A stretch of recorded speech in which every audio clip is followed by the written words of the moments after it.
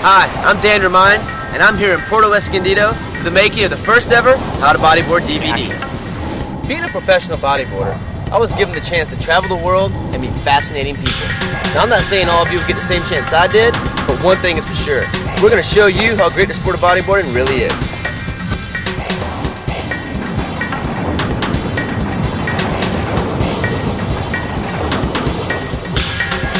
In the moments to come, the Morey World Team and I from various locations around the globe are going to go over everything from ocean safety to riding tips. So sit back, relax, and thanks again for making Morey your brand of choice.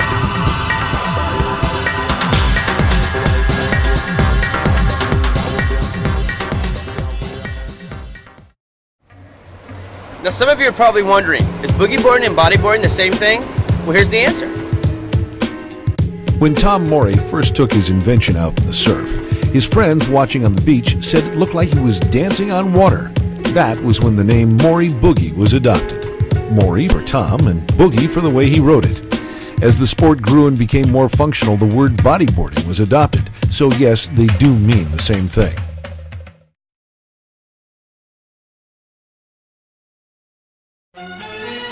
Now before you strap on that leash or grab those swim fins, let's go over reading the surf. The lineup is the area just outside the impact zone. Waves come in a series of groups, otherwise known as sets. Be sure to watch the surf so you can time just how often the sets are coming in. This will make it easier to paddle out. The lip is the crest or top of the wave, which curls and pitches over first.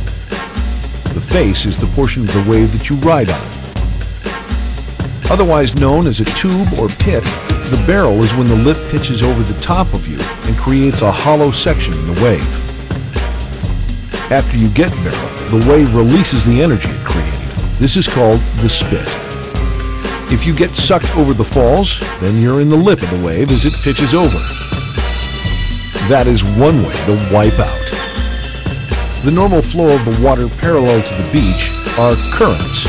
They can range in speed, depending on wind speed and swell size. Always observe the surf and note which way the current is going. This will help you decide on where you should enter the water to avoid being swept into a pier, the jetty, or rocks down the beach.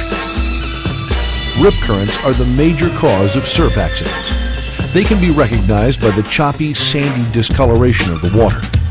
When caught in a rip current, do not try to swim straight in, as the force of the current will most likely be too powerful.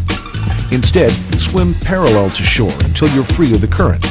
After that, you'll be able to make your way to shore. Shore break is the most common cause of back and neck injuries and usually occurs at high tide, which causes large waves to break almost directly on the beach. Avoid shore break conditions unless you're an advanced rider.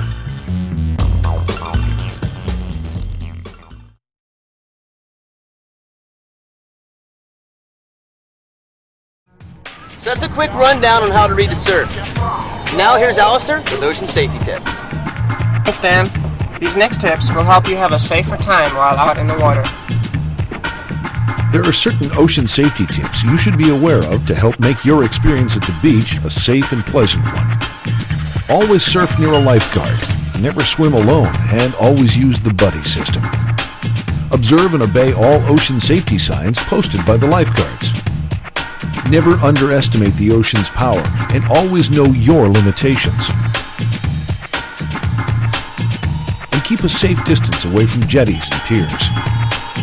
If you're caught in a trouble situation, don't panic because it'll only make matters worse. Finally, be sure to protect yourself from the sun by using sunscreen. Now, for rules of the surf. When out in the lineup, there are certain rules that you should be aware of. When two riders are paddling for the same wave, the rider closest to the breaking part of the wave has priority. Never drop in on others and always show respect. When paddling out, the person on the wave has the right of way, so always do your best to stay out of their way. Lastly, be sure to watch out for surfers, as their boards can be very dangerous.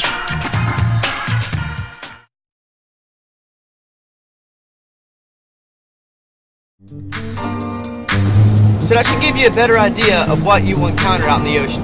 Now let's go over the anatomy of the bodyboard.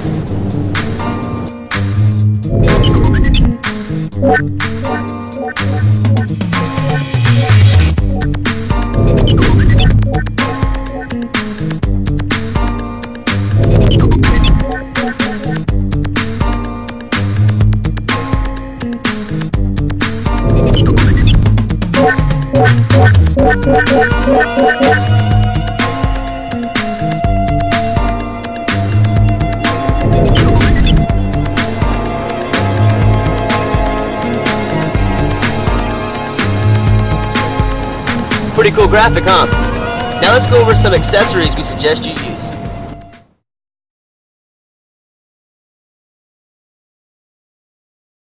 The leash is the nylon or elastic cord that attaches to your wrist and connects to your board.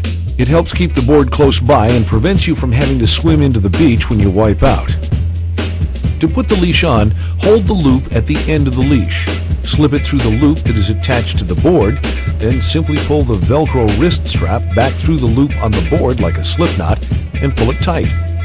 Do not remove the loop or pieces attached to the board. If you've chosen to install a better wrist leash like the hogtail or hot wire leash, then please follow these easy steps. First, select where you want your plug to go. We suggest 6 inches down from the center of the nose of the board. You can go to the left or right if you like, but we do not recommend going close to the rail of the board as the force of a wave could rip it out. Using a Phillips head screwdriver, firmly push through the board. Then screw both pieces of the plug together using your hands and tighten it up with a quarter. Like surfboards, it is suggested that you wax the deck or top of your bodyboard to help you stay on. You can use surfboard or bodyboard wax, which can be found at your local surf shop. To apply the wax, first use light, even strokes on the highlighted areas pointed out in the diagram to the right. Then, depending on your style of riding, you can apply more wax for better grip. For now, though, a light coat will be ample enough. It's highly recommended that you use swim fins when bodyboarding. They give you stability on your board and make it easier to catch waves. We recommend Churchill's. When picking out a size, be sure the fin is snug. Too loose of a fin will cause blisters, while too tight of a fin will cause cramps. To reduce the risk of losing your fins while out in the water, we suggest using fin tethers.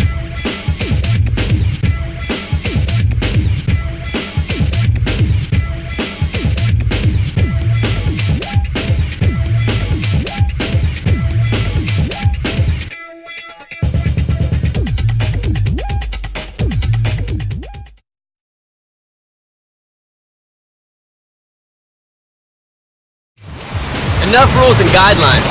Now let's hit the surf. Like any new experience, paddling a bodyboard is a lot harder than it looks, so getting your body weight in the right position is the key to paddling. When kicking with your legs, the tail of the board should be flush with your waist, while your elbows are in a relaxed position and your hands grip the nose of the board.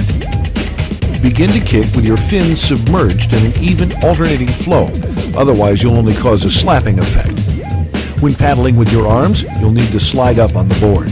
Arch your back a little, cup your hands, and in a rotating manner, begin to move your arms through the water front to back. When you need an extra burst of speed, you can combine both methods.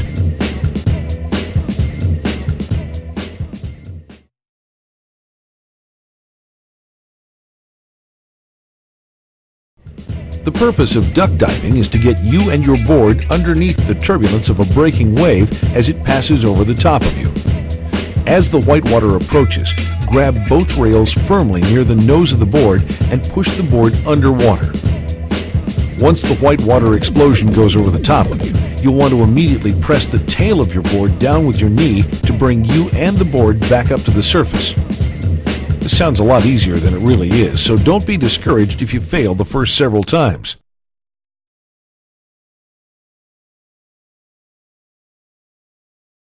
Now for the reward. Time to catch your first wave. To take off on a wave, face the shore and begin to kick with your arms and legs. Once you start to feel the wave pushing you down the face, stop paddling. Slide back slightly and angle your board in the direction you want to go. If you're going left, place your left hand on the front left corner of the board, and with your right hand, grab the right rail near the middle of the board. If you plan on going right, then the reverse applies.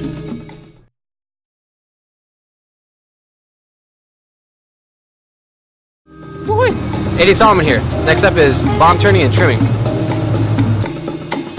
Once you make it to the bottom of the wave, you're ready to make a bottom turn. After taking off, you should have gained some momentum down the face of the wave. So if you plan on going left, then gradually begin to lean on your inside or left rail while simultaneously pulling up on your outside or right rail. If you plan on going right, the reverse applies.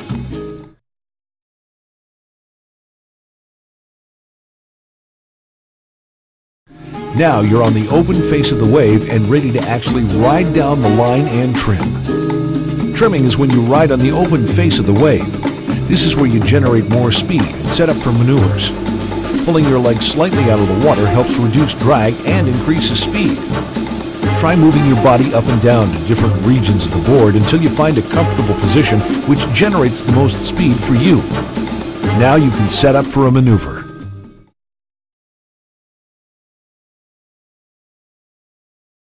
That's how you ride a wave. Here's Alistair now with a few of the basics. There are so many maneuvers that you can try, but I'm just going to go over a few to get you started. Otherwise known as a spinner, it is exactly what it sounds like. You perform a complete 360 while riding, so here's how to do it. To initiate the spin while riding straight, first pick your legs up out of the water. Then take either your left or right hand off the rail and stick it down into the water. Once you begin to feel yourself spin, place your hand back on the board and hang on.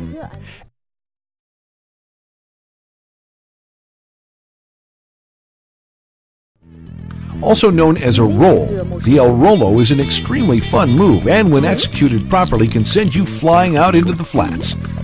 First, you need a pitching lip ahead of you. Once you have the right section of the lip in sight, slide back slightly on your board and while holding onto the rails, push out away from your chest. Let the natural flow of the wave take you. This will initiate the roll, so maintain your composure and hang on tight. When you're coming down, be prepared for an impact. This is the landing. Once you have the El Rolo under your belt, though, it opens up an entire new repertoire of maneuvers to attempt.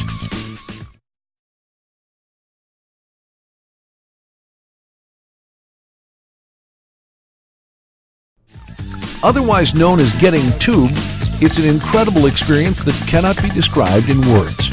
In simple terms, it is when the lip of the wave pitches over and forms a hollow section inside the wave. You actually ride inside of the wave, so you're completely surrounded by water.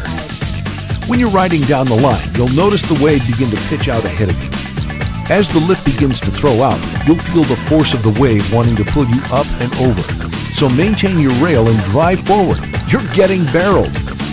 This is only a simple explanation of getting barreled. But in time, you begin to understand the many different ways in which waves break, which will help you make the right choices, get longer rides, and better yet, log more tube time.